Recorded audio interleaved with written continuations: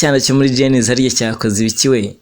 Icyana cyo muri Genesis nabonye ngo cyakoze televiziyo, murakizi ni icyana cy'igihanga, ni kimwe mu byana rwose bihagaze neza binafite izina rikomeye cyane hariya muri Genesis comedy show. Ni umunyarwenya ukunzwe cyane n'abatari bakeya hano muri Genesis comedy. Aratakambira, umugiraneza, wamufasha. Se kandi we habaye iki? Uyu munyarwenya rero ari mu bagezweho cyane hano mu Rwanda, wamamaye ku izina rya Mavete muri Genesis comedy show. Murayizi no Genesis ni ya Framerisi, twagiye tuyikoraho ibiganiro bigiye bitandukanye. Bagiye batumira abahanzi nka ba Rutijori, Chris Easy, Riderman, ba Platini man, bagiye batumira abahanzi bagiye bakomeye cyane ba Ari Sudi. Ko hanyuza abahanzi.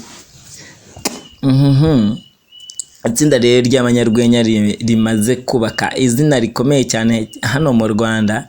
Mavete amazina ye nyakuri yitwa Izereja Prevedence, ni umusore w'imyaka 20 y'amavuko, akaba yaravukiye mu karere ka Burera ahitwa Kirembo.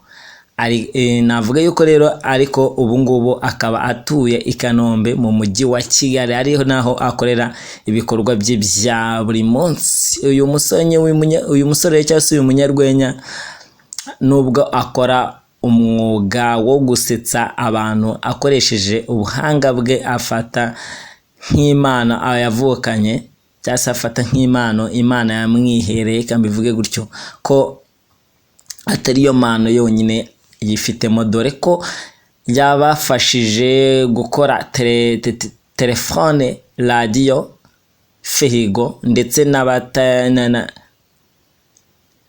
batiri yo gucagingaho. Ibyo byose uyu mwana ni ibintu yifitemo kandi ibintu yagiye afasha gukora. So ibyo byose rero akabikorera mu biti ndetse ibindi akagenda bikora mu byuma bishaje.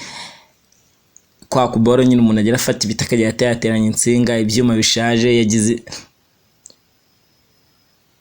So nukuvuga ngo rero we agenda afata ibyo bintu by'ibyuma bishaje, ibintu by'ibiti n'iki, akagenda bitateranya, agacomeka ibintu by'insinga, imiriro n'iki, bikabyara ngo televiziyo ye. Kanze tubirebe.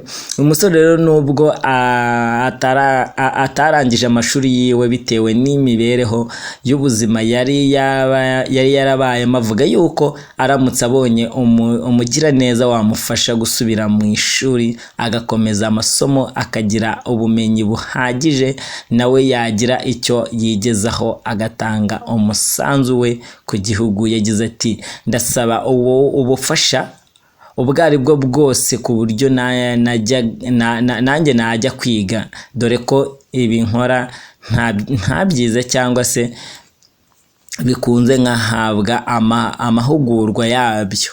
Aramutse agize gutya akabona birakunze rero amahugurwa yabyo rwose mumufashe, ndaje mbatemo nimero ziwe.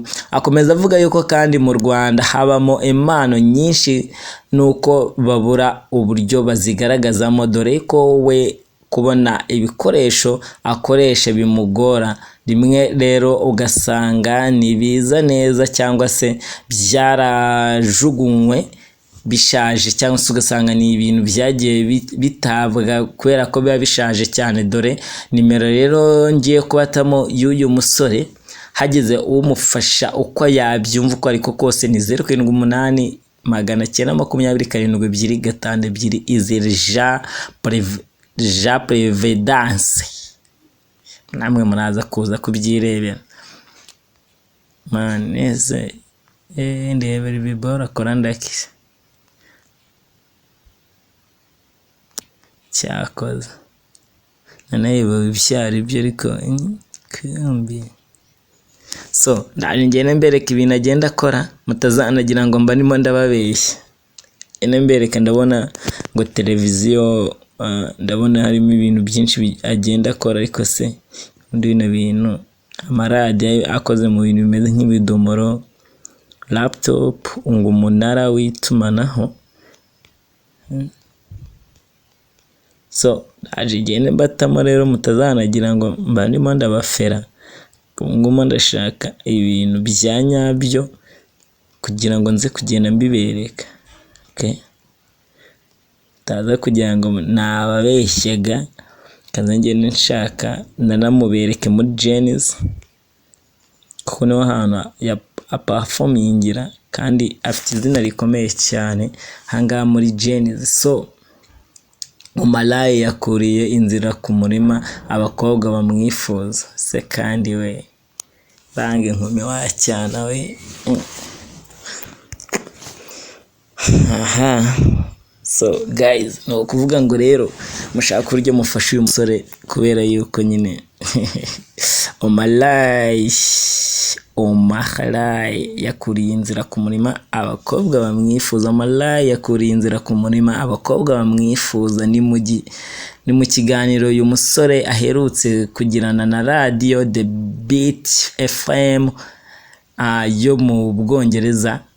Yabibajijwe niba hari umukunzi afite muri ino minsi. Uyu musore yasubije ko amaze igihe kinini nta mukunzi afite, ndetse avuga yuko yifuza kuguma gutyo kuko yumva bimuryoheye cyangwa se yumva yuko ari byo bintu mbese tumeze kimwe. Umalaye rero kandi yakoresheje avuga yuko umukobwa washaka kumujyana mu nkundo muri iyi minsi atabona igisubizo gihuye n'ibyo yifuza ko baba bakundana. Urumva nyine igisubizo byagorana.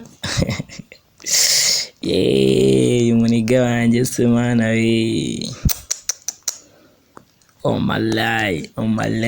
Umalaye niga muri Nigeria we.